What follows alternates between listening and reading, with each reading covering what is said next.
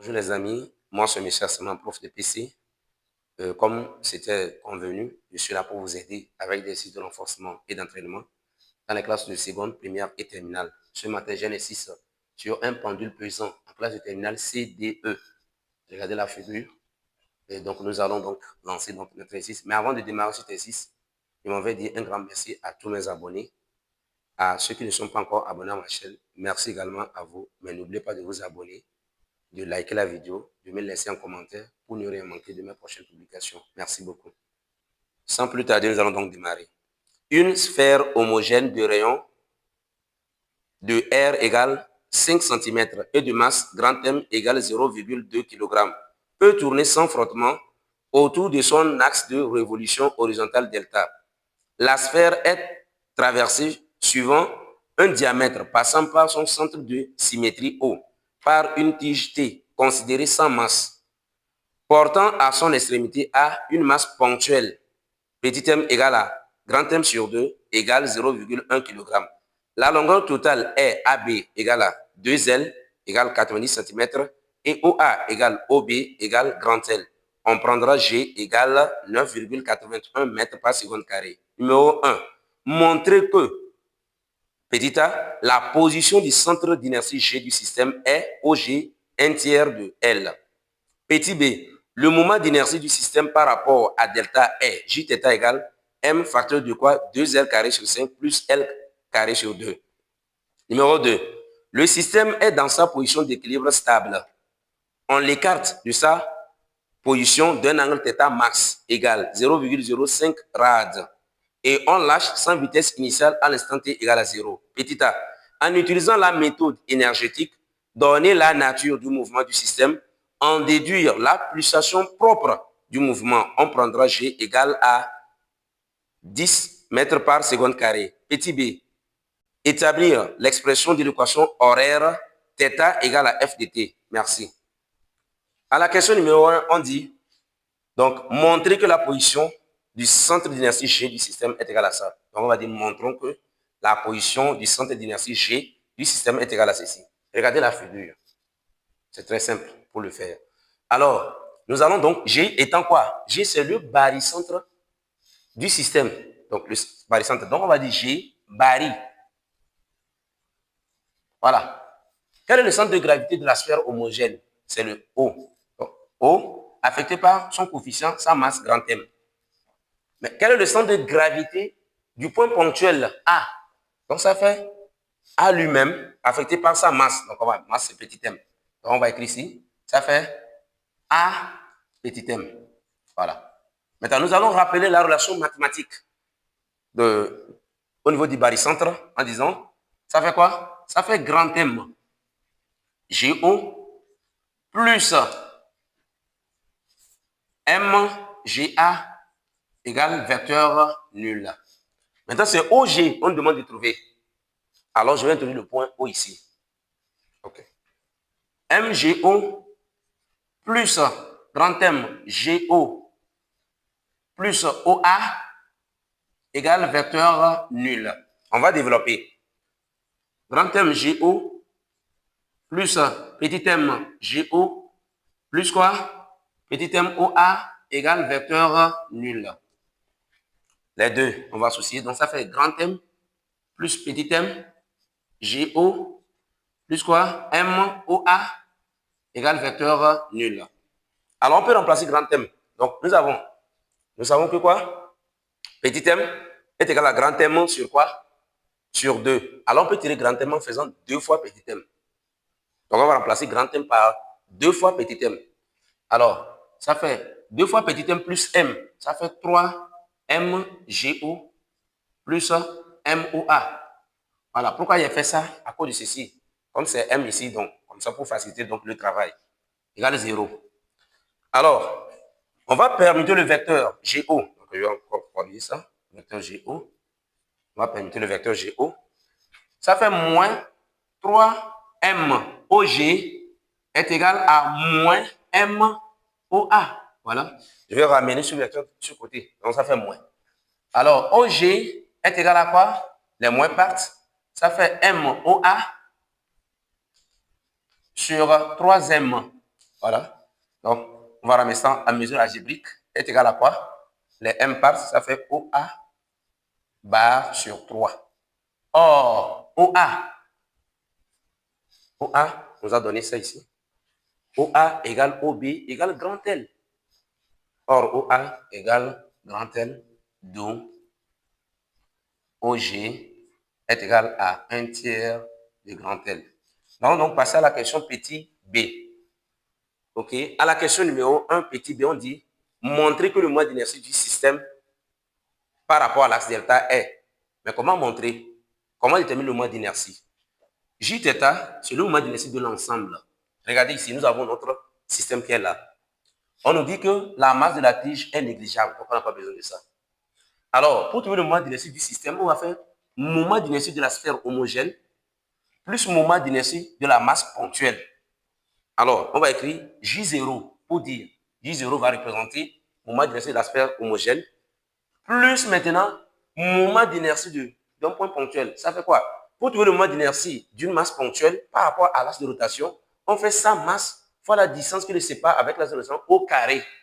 Donc, on va faire quoi? Ça fait, donc la masse c'est petit m, on va dire MOA carré.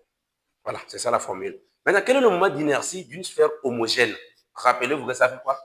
Ça fait 2/5 de mr carré. Voilà. Plus maintenant, petit m OA. C'est grand L. Donc, on va remplacer L carré. Voilà. Maintenant, on va remplacer petit m par ce qu'on nous a donné ici. Donc, petit m égale à quoi? Grand M sur 2.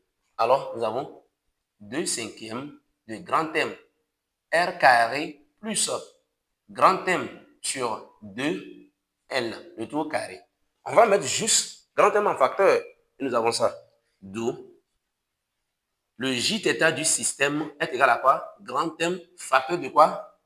2 sur 5 R carré plus L carré sur, donc L carré sur 2. Donc, nous venons de montrer. On va passer donc à la question numéro 2. À la question numéro 2, le système est dans sa position d'équilibre stable.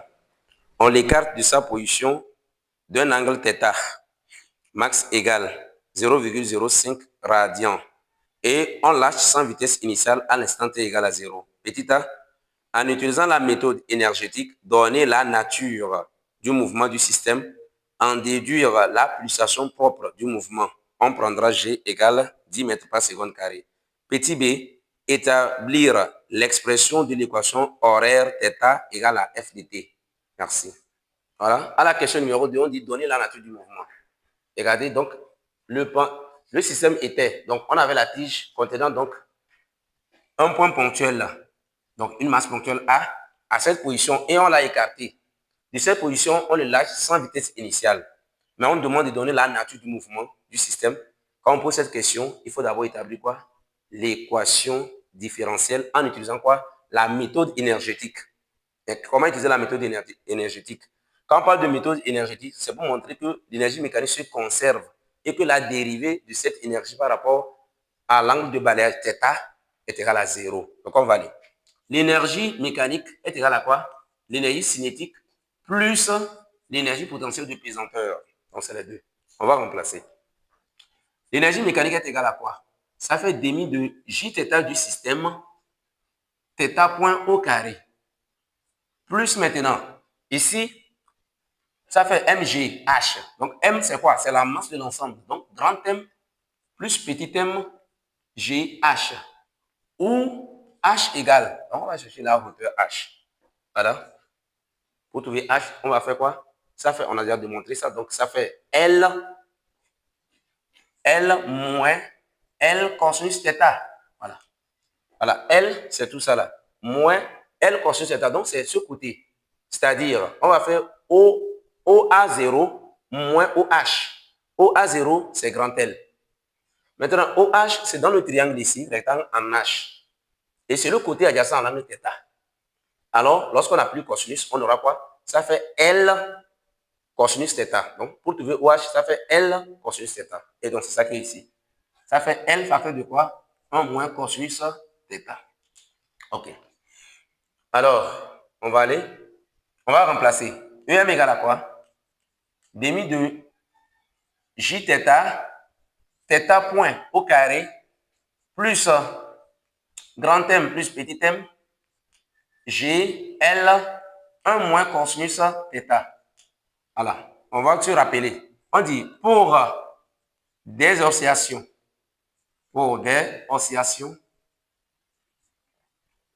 de faible amplitude, il faut rappeler ça, parce qu'on travaille avec des faibles amplitudes. De faible amplitude, on a cosinus θ est égal à 1 moins θ carré sur 2. On va remplacer donc θ, cosinus θ par cette expression ici. Donc, que devient donc l'énergie mécanique? L'énergie mécanique est égale à quoi? Demi de J θ point au carré, plus grand M plus petit m, G. Donc, lorsque vous remplacez, vous avez ici, vous remplacez cosinus θ par ceci, alors on aura 1 moins. Donc, on fait fois moins ici, ça fait moins 1, plus ça là. Donc, moins 1, moins 1, ils vont partir. Il va rester L θ carré sur 2. Alors, nous savons que l'énergie mécanique est une constante. Donc, elle se conserve. Alors, on va dériver, puisque ici, c'est θ qui varie. Donc, la dérivée de l'énergie mécanique par rapport à θ est égale à 0. Alors, on va dériver. On va aller directement. La dérivée donne quoi? Lorsque vous dérivez, le 2 là va descendre, simplifié avec le demi. Alors, on obtient θ 2 points. Ça, c'est la dérivée première. Maintenant, dérivée seconde. θ point J, θ, donc au moins de l'ensemble, plus, donc vous dérivez également ici, le 2 là va simplifier. On obtient θ point θ, facteur de quoi? Grand M plus petit m, G, L, égale 0. Donc, on va écrire ceci. On va mettre θ point facteur. Ça fait θ 2 points. Moment d'inertie de l'ensemble plus θ facteur de quoi? Grand M plus petit m, G, L égale 0. Alors, on va écrire ceci. J θ, donc on va dire de l'ensemble. θ 2 points plus θ facteur de quoi? Grand M plus petit m, GL égale 0. Avec θ point différent de 0. OK. Alors, vous avez déjà, ici, on continue. Donc, θ 2 points plus, on va aller, ça fait grand M plus petit m, G grand L sur J θ, θ égale à 0. Voilà, donc c'est ça l'équation différentielle. On va dire quoi? Nature, c'est quoi? Nature du mouvement, c'est quoi? C'est le mouvement de rotation sinusoïdale. De rotation sinusoïdale. Rotation sinusoïdale. Voilà, c'est ça. OK. Donc, on va aller avec, donc on continue, avec oméga carré égale. Donc, oméga carré est égal à quoi? Grand M plus petit m, G, L sur J θ. Donc, c'est ça l'expression, donc c'est ça oméga. On peut encore réduire l'équation différentielle, on écrit ceci. θ 2 points plus oméga carré θ égale à 0. Donc, dans la même question, on demande de déduire la valeur de oméga. Donc, on va calculer oméga. Nous allons donc calculer la valeur de oméga. On dit en déduit valeur de oméga. Valeur de oméga. Voilà. Nous avons donc l'expression. Oméga égale à quoi? Racine carrée de. Donc, on va aller. Nous allons remplacer petit m par grand M sur 2. Lorsque vous remplacez, vous aurez 3 demi. Donc, ça fait 3 demi de grand M, GL, divisé par, maintenant, le moment d'inertie du système. On avait trouvé quoi? Ça fait M, facteur de quoi? 2R carré sur 5 plus L carré sur 2. Voilà. Oméga égale à quoi? On simplifie les M. Donc, on obtient racine carrée de quoi? 3G grand L divisé par 2 facteur de quoi? 2R carré sur 5 plus grand L carré sur 2. On va passer à l'application numérique. Donc, ça fait 3 fois 10. Ils ont des points G égale à 10. Et grand L égale à quoi? Grand L, ça fait Donc, voilà, vous avez grand L ici, qui est égal, donc, ici, on a 2L égale à 90. Donc, si on veut trouver grand L, on dit ça par 2. On aura 45. OK. 45 cm en mètres. Donc, ça fait, on dit ça par 100, ça fait 0,45. 0,45 divisé par 2 facteurs de 2 fois R, le rayon, 5 cm au carré. Ça fait 0,05 le tout au carré, divisé par 5, plus 0,45 au carré sur 2. Donc, lorsque vous calculez, vous obtenez donc 6,59 radians par seconde. On va donc entamer la question petit b, équation horaire. Donc, à la question numéro 2, on dit de trouver l'équation horaire du mouvement. Regardez l'équation différentielle que nous avons donc établie. Alors, cette équation différentielle a pour solution θ de t est égal à quoi? Θ max cosinus oméga t plus phi. On va en même temps chercher la vitesse de rotation qui est θ point, qui est égal à quoi? On dérive. Ça fait moins θ max oméga sinus oméga t plus phi. Voilà.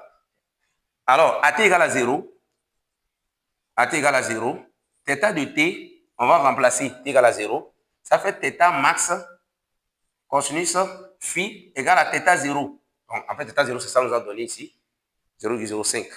OK. Là, on dit, lorsqu'on l'écarte, on le lâche sans vitesse initiale. Donc, à t égale à 0, vitesse égale à 0 également. Donc, θ point est égal à quoi? Moins θ max oméga sinus phi égale 0. Mais à partir de la deuxième relation, on peut déduire la valeur de phi. Donc, on va écrire sinus phi égale à 0 implique phi égale 0 ou phi égale pi. Nous avons donc deux valeurs de phi. Maintenant, quelle est la valeur qu'il faut choisir? Laquelle il faut choisir parmi les deux valeurs? Mais revenons ici. Nous savons que θ max, donc on va dire or, θ max cosinus phi est supérieur à 0. Donc, si c'est une grandeur qui est positive, donc si c'est supérieur à 0, parmi les deux, laquelle il faut choisir?